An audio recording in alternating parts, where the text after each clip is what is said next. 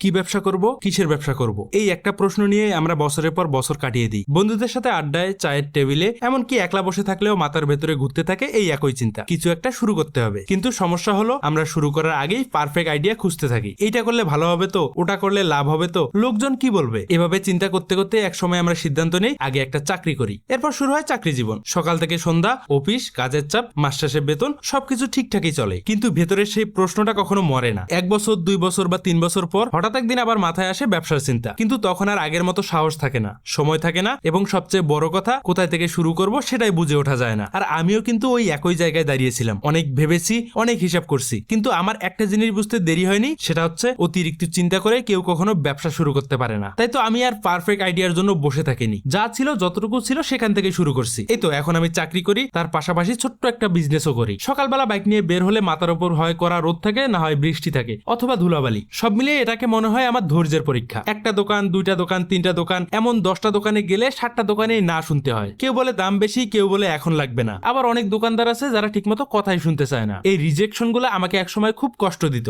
মনে হতো হয়তো আমি পারবো না। কিন্তু ধীরে ধীরে বুঝলাম এই রিজেকশন গুলো আসলে আমার শিক্ষক। আমি যত বেশি মানুষের সামনে গেছি, তত বেশি শিখেছি, তত বেশি বুঝেছি কিভাবে একদিন হ্যাঁ বের করে আনতে হয়। এই যেমন আজকে আমি ফারুক ভাইয়ের দোকানে বসে অর্ডারের মেমো লিখছি, পেমেন্ট নিচ্ছি। এই মুহূর্তটা হঠাৎ করে আসেনি। এটা এসেছে বারবার চেষ্টা করার ফলে, বারবার সামনে যাওয়ার ফলে, আর বারবার না শোনার পরও থেমে না যাওয়ার কারণে। এই পেমেন্টের টাকা হাতে নেওয়ার পর আমার মনে হয় এই টাকাটা শুধু টাকা না, এটা আমার ধৈর্যের ফল, আমার লেগে থাকার প্রমাণ। তাই তো একটা কথা খুবই পরিষ্কার, পারফেক্ট আইডিয়া বলে কিছু নেই, আইডিয়াকে পারফেক্ট বানাতে হয়। সবাই ভালো থাকবেন, আল্লাহ হাফেজ।